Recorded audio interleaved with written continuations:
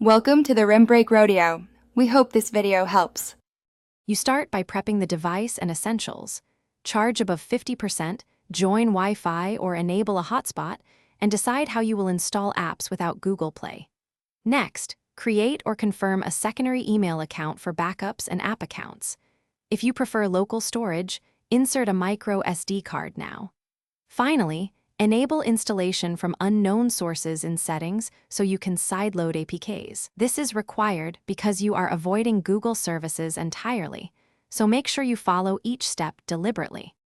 Once done with prerequisites, transfer and install F-Droid or vetted APKs from your PC over USB using the unknown sources permission you enabled. You should install a privacy-focused browser, an open-source Maps app, and a separate email client. These replace Google defaults. Make sure to review and limit permissions for each app, location, contacts, microphone, so you control data sharing. Also, disable Google Play services, if present in settings, to reduce background syncing. This prevents accidental prompts to sign into a Google account. You finish by configuring backups, either local, micro SD, or an encrypted third-party cloud, and testing calls, SMS, Wi-Fi, and app updates to confirm everything works without Google.